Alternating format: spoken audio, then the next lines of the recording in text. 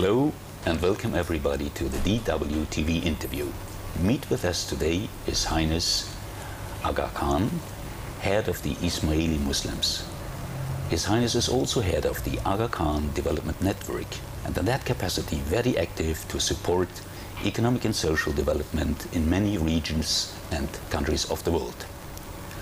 Highness, the world is shocked by terror attacks again and again committed by people who claim that they are fighting for Islam. You are an outstanding Muslim leader and you are calling Islam a religion of peace. That is a gross contradiction. Does it mean that Islam has two faces? No, I don't think so. I think the first thing to keep in mind is that these situations represent a very, very small minority of the Muslim population around the world.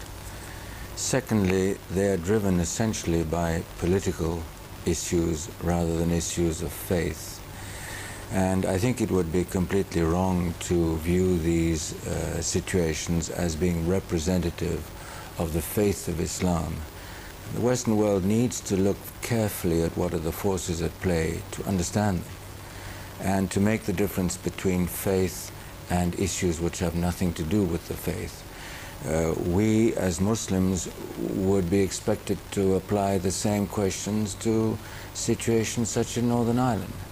If I as a Muslim came to you and said, well, what has been happening in Northern Ireland is an equitable representation of the Catholic faith or the Protestant faith, you would look to me and you would say you're uneducated. I won't say that. But nevertheless, Highness, in many Western countries, including Germany, Yes.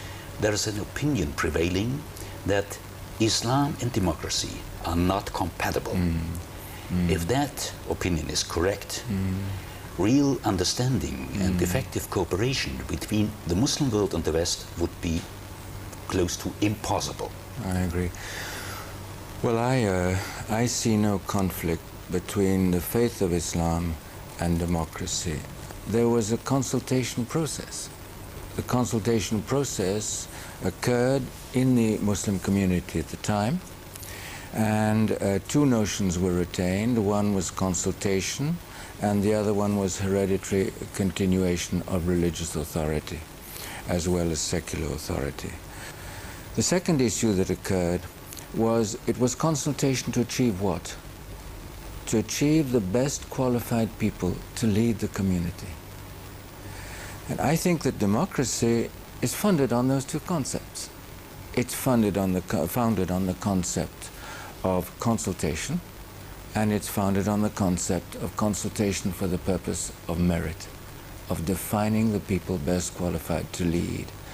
So I see no conflict at all if I go back to the original construct of the Muslim community and how they dealt with the issues of leadership. Tolerance and pluralism are ranking very high on your agenda to improve the situation of mankind. Is it because your own followers, the Ismailis as a minority, are also discriminated against them? Sometimes they're even called by other Muslims heretics. Well, I would start by saying that in all faiths there are differences of opinion between one interpretation and another. Today I wouldn't say that the Ismailis are discriminated against. On the contrary, I think we are building more and more bridges with more and more different interpretations, because the notion of pluralism in Islam is one which is well established. I mean, there are hadiths about the number of interpretations which would exist. So the difference of interpretation is not an issue within Islam. I would go further. I would say that Islam is an encompassing faith. There is a very, very famous ayat in the Quran, for example, where Allah says, I have created you, meaning mankind, from one soul. Since September 11, 2001, the West tried very hard to establish some kind of dialogue between the West and the Muslim world. But more and more people are feeling frustrated because there seems to be no real response from the Muslim side. and they are waiting for the voices of moderate Muslims to raise their voices and speak out clearly and loudly against terrorists in the name and terrorism attacks in the name of Islam. Right. Why don't we get these voices? Well, I think you are seeing these voices now more and more coming forward. I think the other thing to keep in mind is that there are forces at play within the Islamic world itself which do not encourage free communication, and particularly free communication on faith. The Agar Development Network is active in parts of the world where even there are no Ismaili followers at all. What's the purpose of that? Our role, I think, is to contribute to development on a national scale or on a local scale, if it's an enormous country, or on a regional scale. And we have to select the scale which is appropriate. But we are inclusive, and that is the nature of Islam. How much money does your Agar Development Network spend on the various and broad variety of development projects in many parts of the world, and where does that money come from? We are probably spending something of the order of $200 million a year, and the resources come from a number of different backgrounds. They come from development agencies, such as the agencies in Germany, international agencies, therefore national, international. They come from imamate resources themselves. They come from... Sorry, that means from your own the institutional income. And so it's a number of different resources. It comes from donations. More and more we have people who want to associate with programs who make individual donations. So it's a multiplicity of sources. You are a Muslim leader, and the Aga Khan Development Network is a Muslim foundation. But you're working together in several fields with the German non-Muslim government. Yes. What are the common grounds for that? Well, I'm very happy that there are strong common grounds, because Germany is generous towards the developing world. It analyzes the problems and seeks solutions very much in the same direction as we are ourselves. We, I think, have had good partnerships, and they are growing. They're covering more and more fields, including culture, which is a new resource now.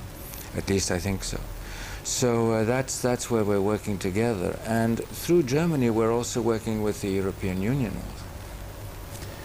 Highness, what are the hopes to overcome terrorism for good? Yes. Well, first of all, I would say, let's try and resolve the issues that are causing terrorism. And the issues generally are political frustration. They are not issues of faith. And what we have in the Middle East is a situation that was not born from the faith of Islam. What we have in Kashmir was an issue that was not born from the faith of Islam.